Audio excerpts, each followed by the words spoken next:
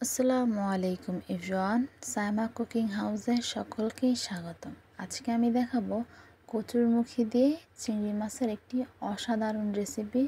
আর এখন তো কচুরমুখী সিজনে চলছে, তো একদম মিস করা যাবে না, কোনোভাবেই না।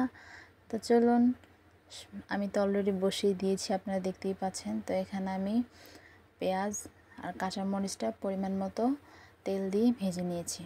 এখন আমি দিয়ে দিলাম বেশ খানিকটা, আমি যেহেতু চিংড়ি লাভার, সো চিংড়িটা একটু বেশি করেই দিতে হবে।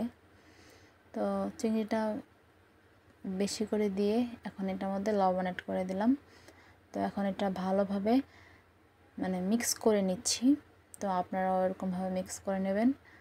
তো নাড়াচাড়া করতে হবে, লাল হয়ে আসা পর্যন্ত অপেক্ষা করব। তো আস্তে আস্তে আমার কালারটা চেঞ্জ হচ্ছে। এখন আমি দিয়ে দিলাম রসুন বাটা। তো এখানে রসুন বাটাটাই অ্যাড করবেন, আদা বাটা আবার দিতে যাবেন না, তাহলে তরকারির স্বাদ পাবেন না। তো এখানে আমি এখন দিলাম রসুন বাটা 1 চা চামচ। এখন এটা আবার ভালো করে নাড়াচাড়া করে নিচ্ছি। আপনারা আমারটা ফলো করেই করবেন, তাহলে ভালো লাগবে ইনশাআল্লাহ। তো এই তো আমার কালারটা চিংড়ি মাছের চেঞ্জ হয়ে আসছে। এখন আমি দিয়ে দিলাম 1 চা চামচ পরিমাণ হলুদের গুঁড়া। তো হলুদের গুঁড়া তো দিতেই হবে, নাহলে তরকারির কালার কীভাবে হবে। আর কালার না হলে সেই তরকারিটা খেতেও নিশ্চয়ই ভালো লাগবে না। তরকারি দেখলেই খেতে মন চায়, এমনভাবে রান্না করতে হবে, হোক মজা বা বেমজা, কোনো সমস্যা নেই। তো এই তো আমি এখানে মরিচের গুঁড়াও দিয়েছি 1.5 চা চামচের মতো। যেহেতু কচু, তাই একটু বুঝে শুনে ঝালটা দিবেন, কচু তো বেশি একটা ঝাল ভালো লাগবে না। তো এখানে আমি এখন পরিমাণ মতো পানি দিয়ে নিলাম। আপনারা দেখতেই পাচ্ছিলেন যে আমার মশলাগুলো লেগে যাচ্ছিল, তাড়াতাড়ি করে পানি দিয়ে দিয়েছি। তো এখন তেলটা উপরে চলে আসা পর্যন্ত ওয়েট করব। আপনারাও ভালো করে এটাকে একদম কষিয়ে রান্না করবেন, তাহলে খেতে ফ্যান্টাস্টিক হবে। তো এই তো এখন কেটে ধুয়ে রাখা কচুরমুখীগুলো দিয়ে দিলাম। তো এখন আপনারা চাইলে এটাকে সেদ্ধ করেও নিতে পারেন, কোনো সমস্যা নাই। আমি এভাবেই দিয়েছি। এভাবে দিলে কি হয়,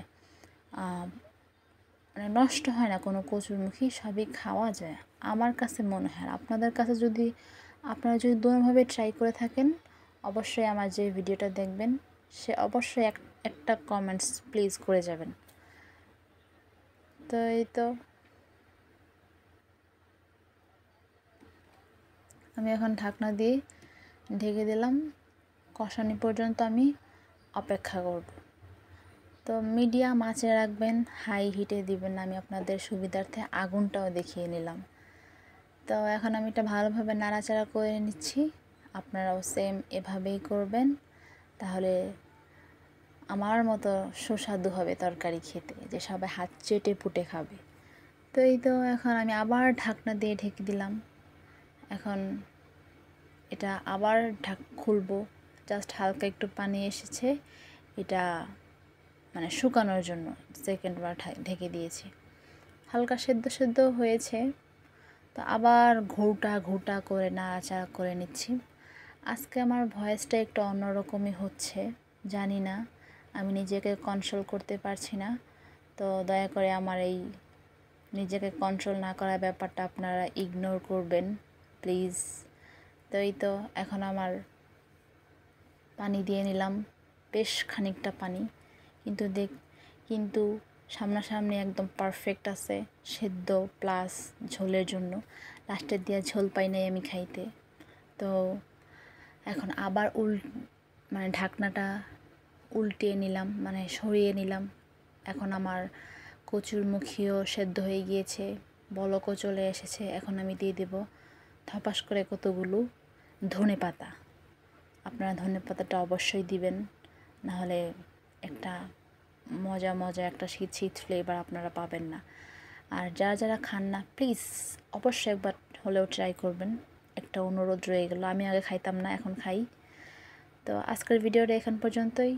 তো আপনারা যারা আমার চ্যানেলটা সাবস্ক্রাইব করেননি দয়া করে সাবস্ক্রাইব করে যাবেন, দয়া করে প্লিজ।